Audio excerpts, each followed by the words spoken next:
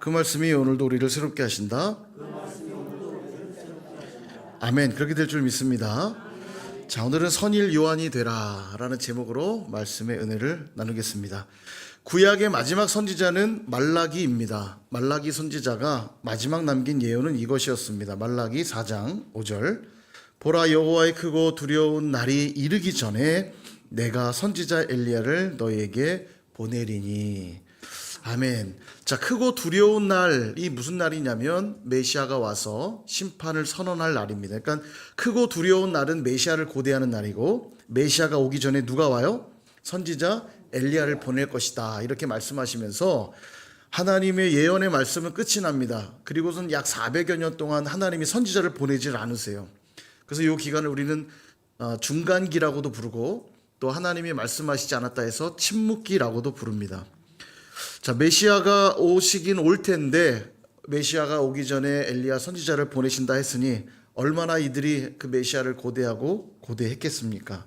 메시아 대망사상이 엄청나게 가득 차 있던 어느 날, 400년이 지난 어느 날 엄청 특별한 사람이 등장하게 됩니다. 광야에서 살고 있는데 그가 입은 옷을 보니까 낙타 털옷을 입고 있고 허리에는 가죽띠를 띠고 있는 거예요. 그리고 그가 먹는 거라고 메뚜기와 석청.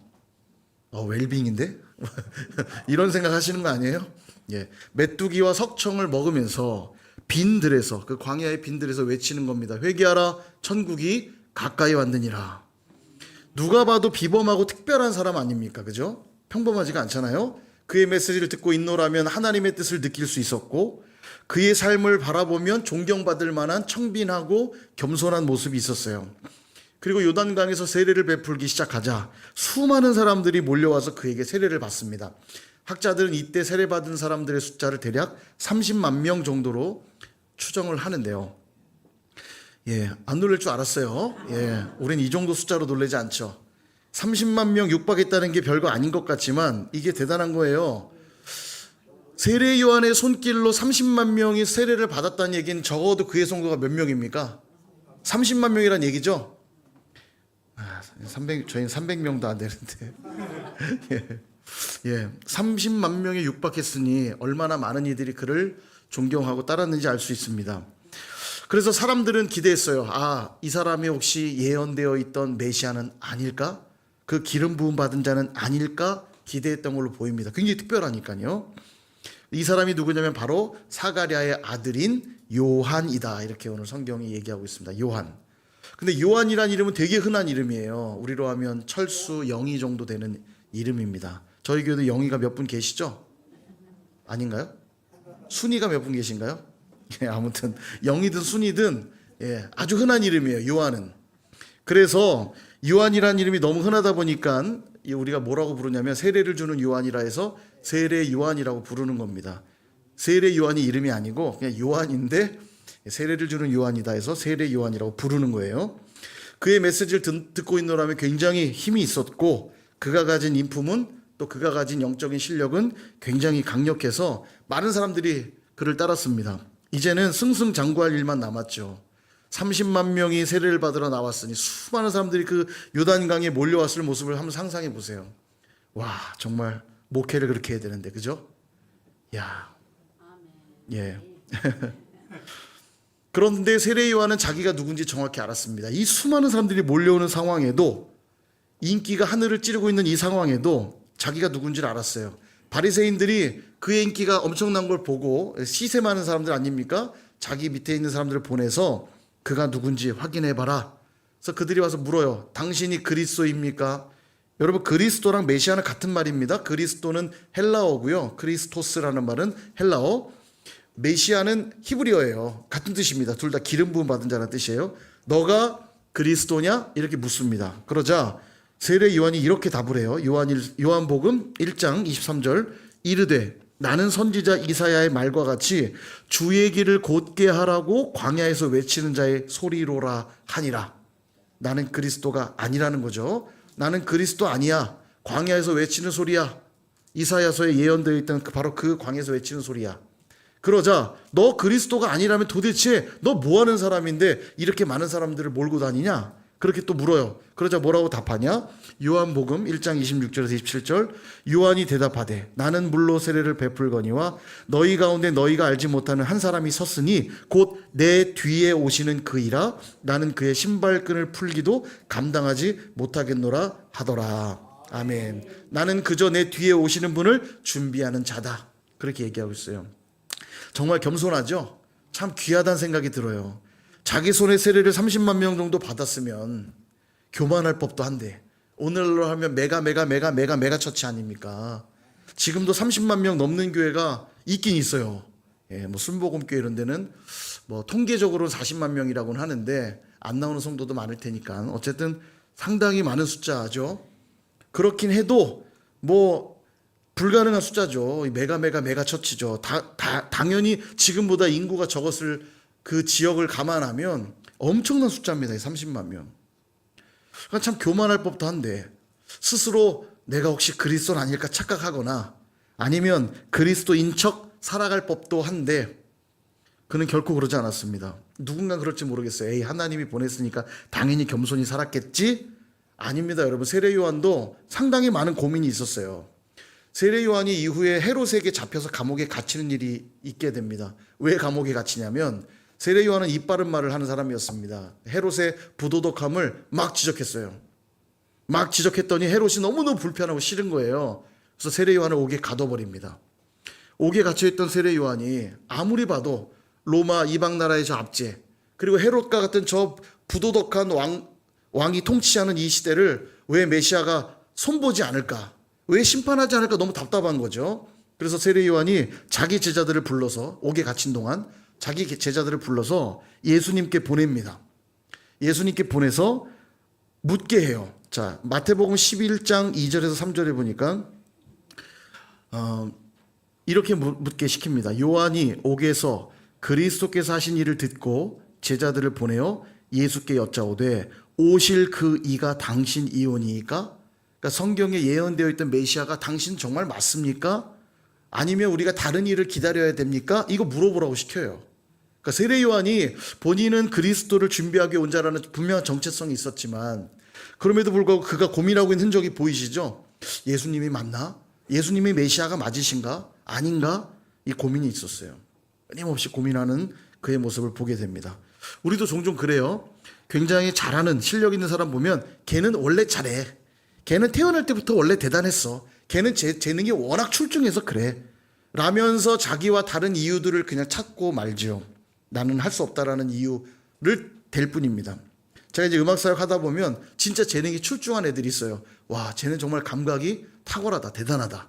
그런 애들이 있거든요. 그래서 가서 야, 너 정말 은사가 뛰어나서 좋겠다. 그렇게 말하면 그 자신은 반대로 말합니다. 뭔 소리야. 나 너무너무 실력이 없고 난 재능이 없는 것 같아서 하루에 10시간씩 15시간씩 연습하지 않으면 안 되었다고 그렇게 대답해요. 그러니까 옆에서 본 사람들은 그가 대단한 재능을 가졌다고 생각했는데 본인은 난 재능이 없어서 되게 많이 연습했어. 되게 많이 노력했어. 그러니까 우리가 이 결과물만 보니까 10시간 연습하고 이런 것들은 안 보고 결과물만 보니까 나는 안 되고 쟤는 할 수 있어 라고 한다는 거죠. 예, 그를 칭찬해 주는 것으로는 문제 없지만 나는 그렇게 안 해도 된다고 생각해요. 왜냐하면 쟤는 원래 타고난 애니까, 원래 대단하니까. 쟤는 세례 요한이니까 당연히 그렇게 살겠지. 나는 세례 요한이 아니니까 맨날 실수하고 넘어지고 죄 지으면서 살아도 괜찮아. 예, 늘 이 핑계거리로 찾는단 말이죠. 누군가가 잘하면, 교회 안에도 누가 실력이 되게 좋고 영적으로 건강하면 아, 저 사람은 참 믿음 좋아, 나도 그렇게 살아야지가 아니라 참 대단해 라면서 그는 나와 다르다는 이야기로 나는 그렇게 안 살려고 자꾸 핑계를 찾죠. 근데 여러분 보셨다시피 세례 요한도 끊임없이 메시아의 오실 길을 준비하기 위해 몸부림쳤던 자라는 걸 오늘 보게 됩니다. 그렇게 생각하고 나면 오늘 저와 여러분도 마찬가지죠.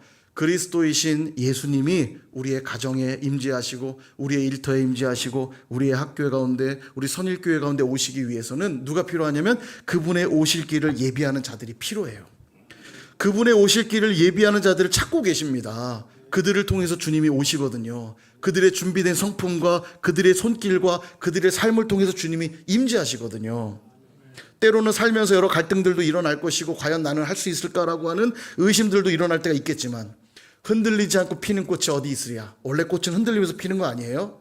갈등과 어려움 속에도 끊임없이 내가 주님 오실 길을 예비한다 생각하며 살아가는 자들을 통해 주님은 그의 그 아름다운 꽃을 통하여 그 꽃길을 통해 우리 가운데 오신다라는 걸 믿으시기를 축복합니다. 바라기는 우리 남성셀 모두 또 우리 선일교회 모든 성도님들 모두 세례 요한 같은 자들이 되실 수 있기를 축복합니다. 그런 의미에서 한번 따라해 보세요. 선일 요한이 되자. 예, 우린 세례 요한이 아니라 세례 주는 사람은 아니니까. 근데 어떤 요한은 될 수 있어요? 선일 요한이 돼야죠. 선일 요한. 주님의 오실 길을 예비하는 세례 요한과 같은 선일 요한이 되자. 우리 남성들만 한번 해볼까요? 선일 요한이 되자. 선일 요한이 되자. 예, 녹음하셨죠? 이거 녹음해야 돼요. 이제 선일 요한으로 사는지. 잠시만요. 제가 조금 더워서 선풍기 좀 켜겠습니다. 예, 선일 요한이 되자. 우리 이제 성도님들만 한번 선일 요한이 되자. 이상한데요? 이게 남성들이 힘있게 잘했는데 우리 선일교회 성도님들만 다시 한번 시작. 선일 요한이 되자. 아멘. 예. 자, 준비되셨죠? 선일 요한이 되실 준비 되셨죠? 오늘 세 가지로 어떻게 하면 선일 요한이 되어서 주님 오실 길을 예비할 수 있는지 세 가지로 정리하겠습니다. 첫 번째, 말씀이 임해야 합니다. 아멘. 우리 청소년들 좋습니다. 자, 우리 2절 말씀 볼까요? 안나스와 가야바가 대제사장으로 있을 때 하나님의 말씀이 빈 들에서 사가랴의 아들 요한에게 임한지라. 아멘. 요한이 주님 오실 길을 예비하는 자의 삶을 시작할 수 있었던 이유가 뭐예요? 하나님의 말씀이 요한에게 임했기 때문입니다. 이게 가장 중요해요. 내 생각대로 고집한다고 무슨 역사가 일어나는 것이 아닙니다. 하나님의 말씀이 임하여 그 말씀을 붙들 때 역사가 시작이 되는 거거든요.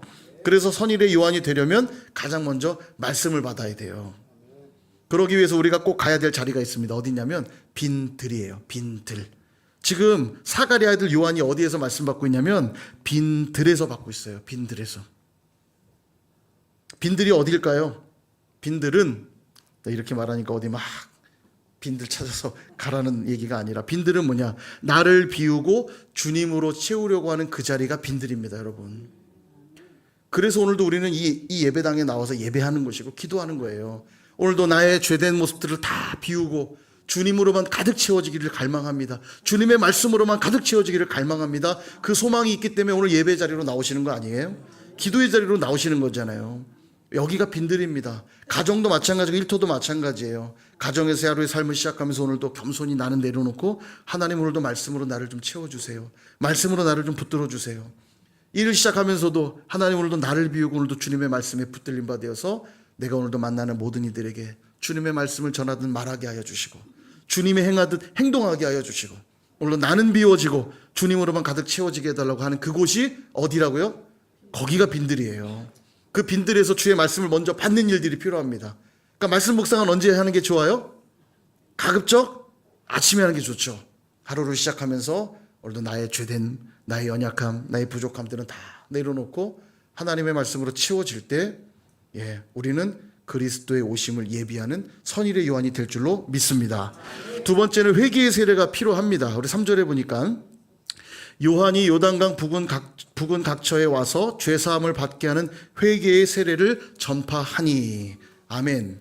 회개의 세례를 전파했대요. 그렇게 함으로써 이스라엘 공동체가 메시아이신 예수님을 맞이할 거룩한 공동체로 준비되게 하고 있습니다. 30만 명이나 모였으니 상당히 예루살렘에 사는 웬만한 사람들은 다 세례 요한 앞으로 나왔다는 얘기입니다. 그러니까 세례 요한이 이스라엘 공동체를 거룩한 공동체로 준비시키고 있는 거죠.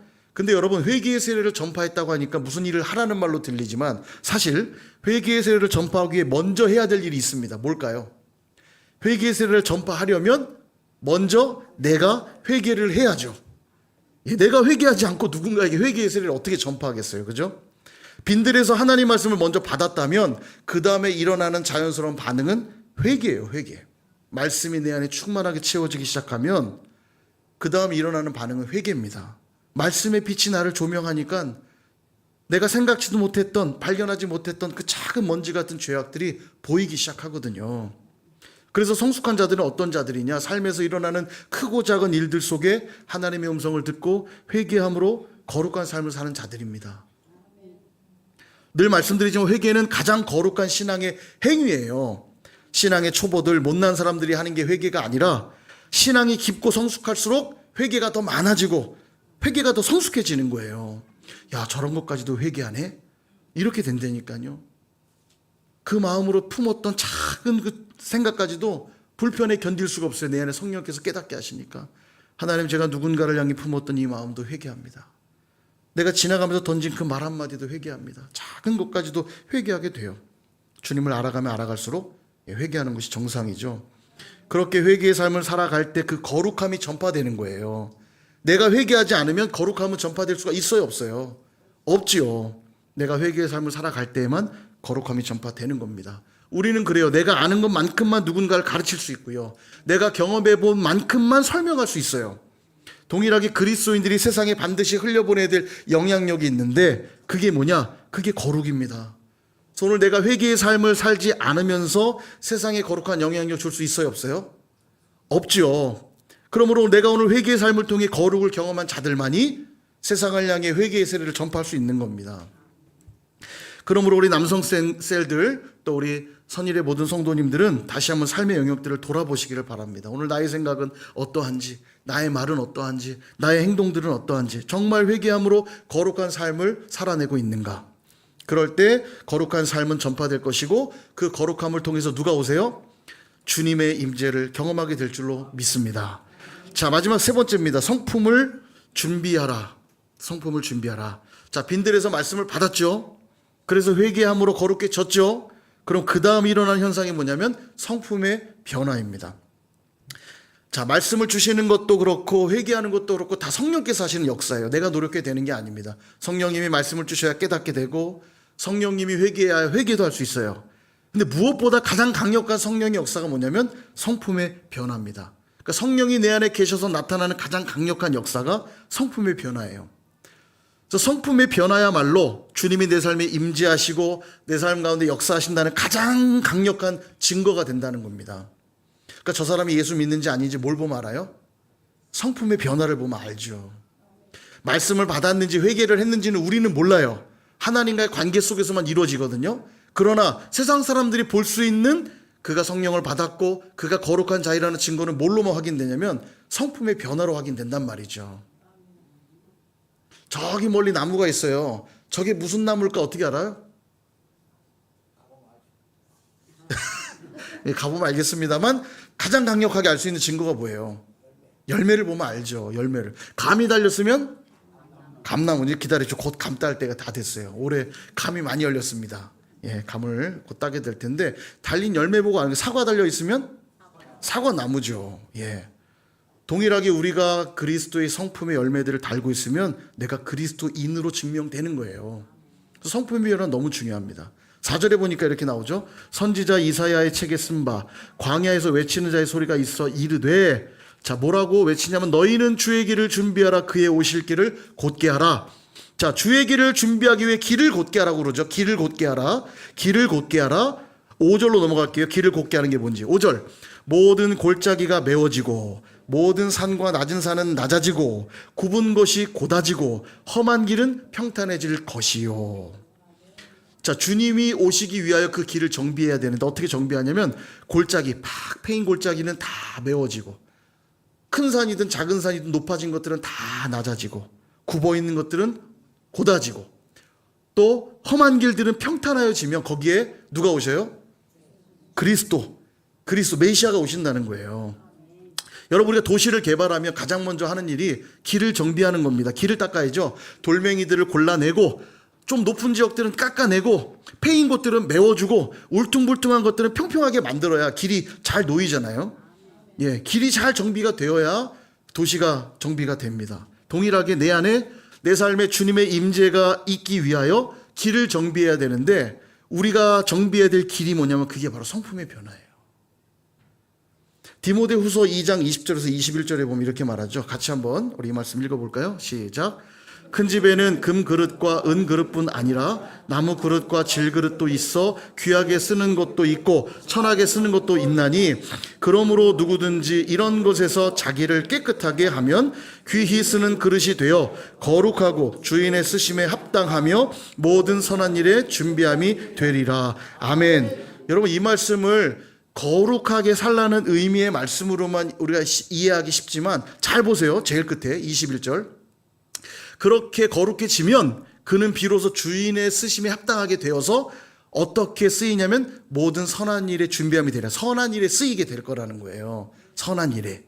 이해되시죠? 우리가 오늘 거룩해져야 되는 이유가 뭐냐면 거룩해져야만 하나님이 선한 일에 쓸 수 있거든요. 예, 그게 뭐냐면 그게 바로 성품이에요. 그게 성품입니다. 자, 생각해요. 나가 전도를 했어요. 근데 그 사람의 행실이 되게 부패하고 음탕하고 거짓되다면 복음 전해질까요? 안 전해질까요?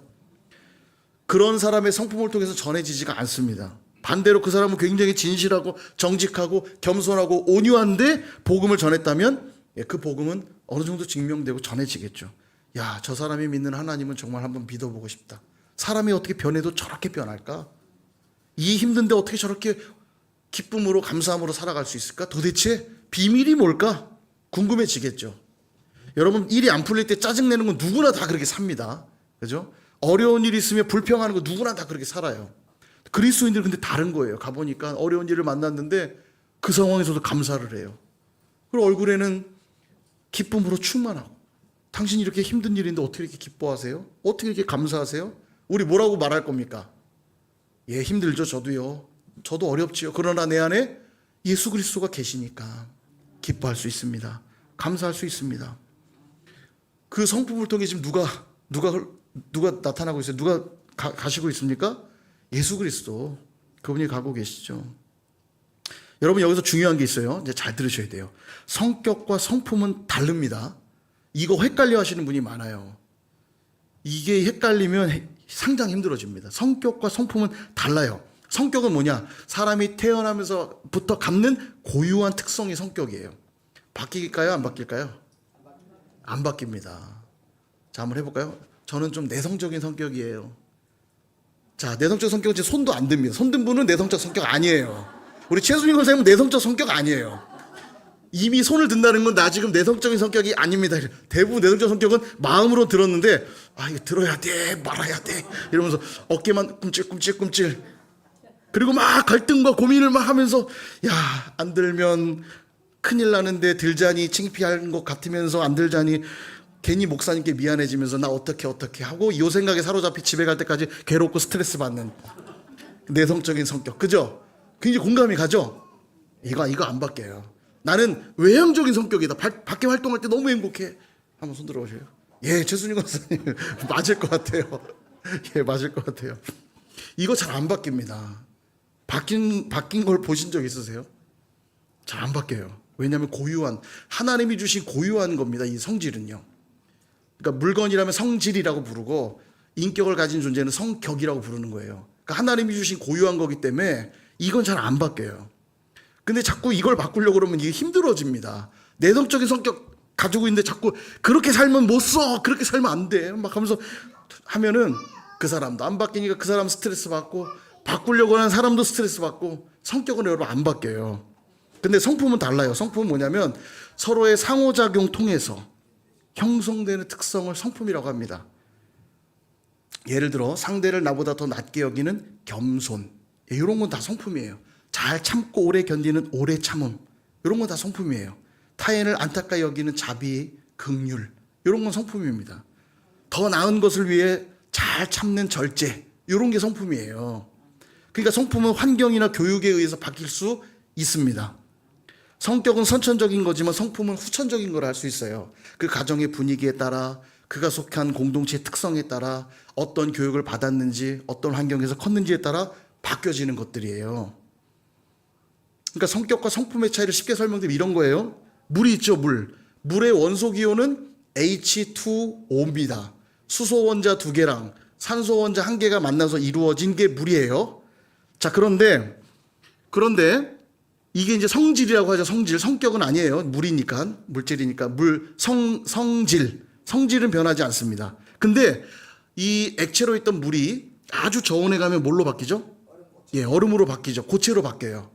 자, 고체로 형태는 분명 바뀌었지만 성질은 바뀌었을까요? 안 바뀌었을까요?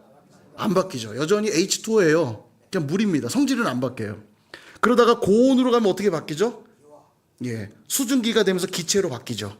성질은 바뀌었을까요? 안 바뀌었을까요?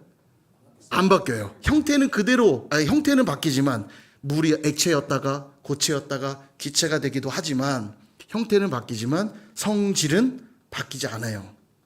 동일합니다. 사람도 성격은 바뀌지 않는데 성품은 바뀝니다.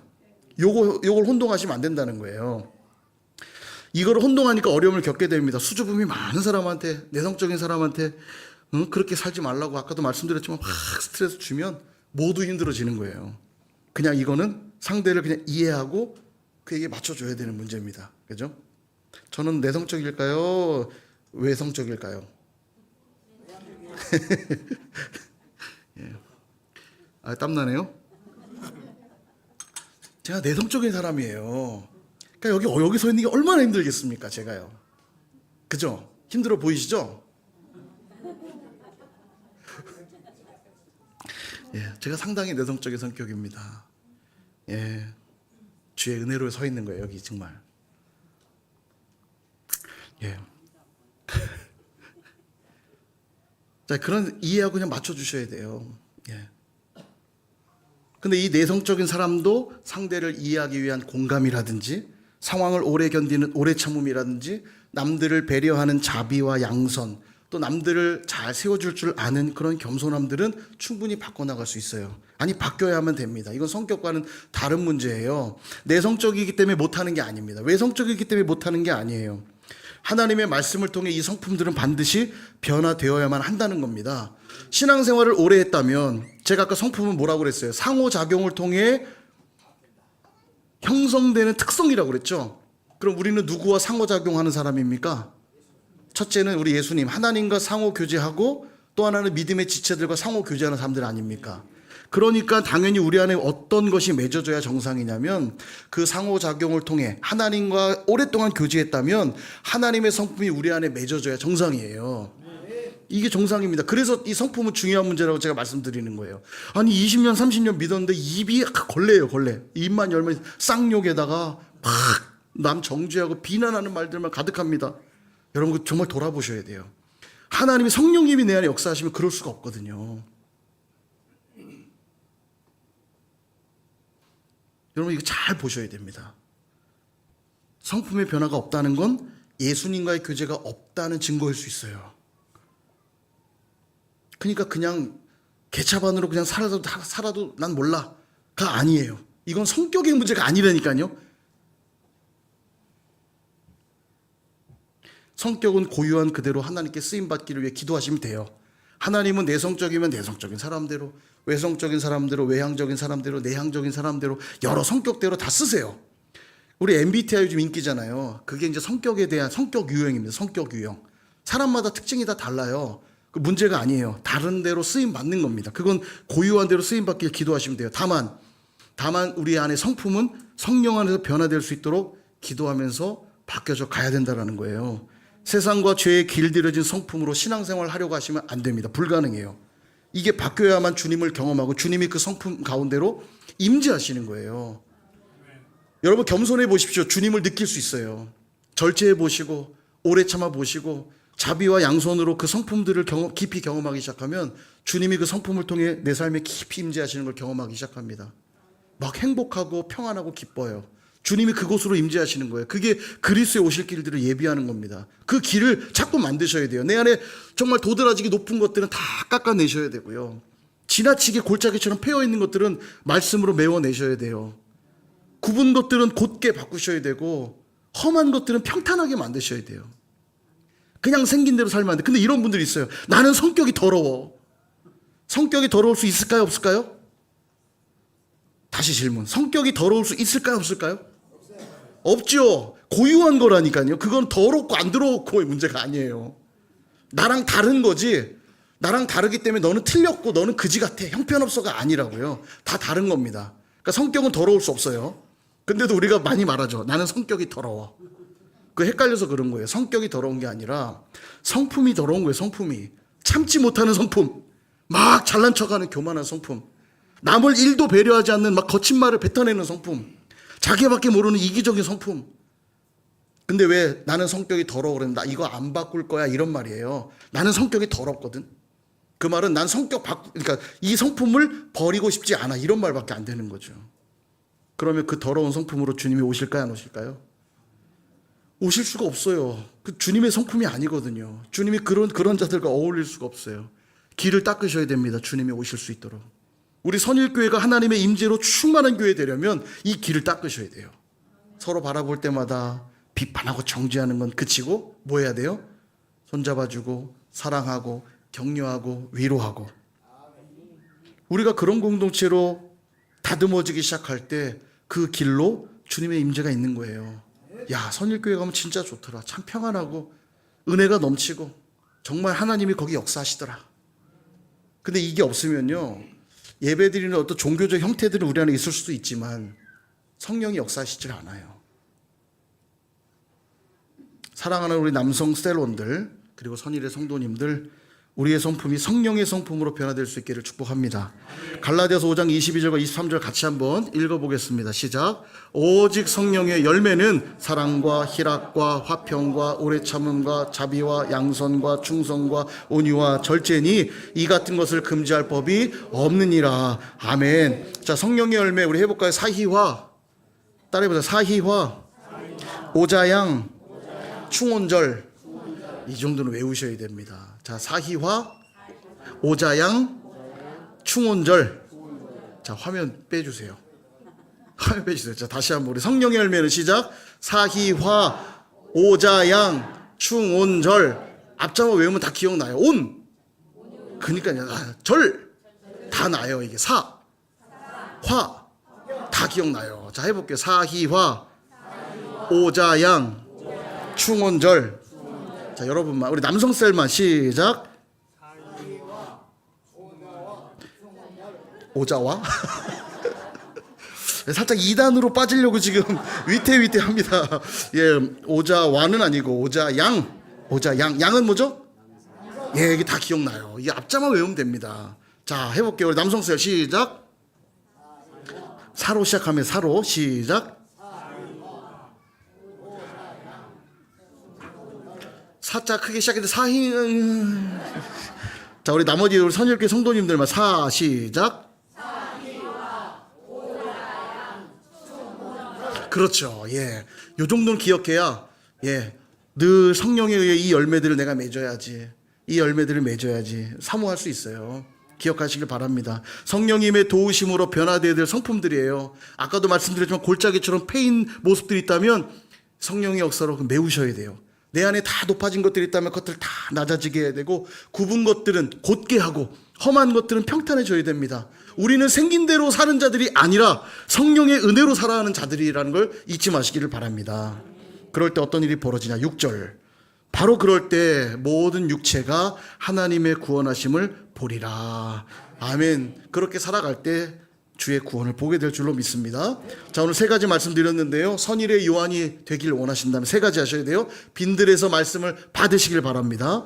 2번째, 회개를 통해 거룩한 삶을 전파하시기를 바라고, 마지막 3번째, 성령의 능력으로 성품의 변화를 가지시기를 주님의 이름으로 축복합니다. 그렇게 선일의 요한으로 살아가시는 저와 여러분 다 되시기를 주님의 이름으로 축원합니다.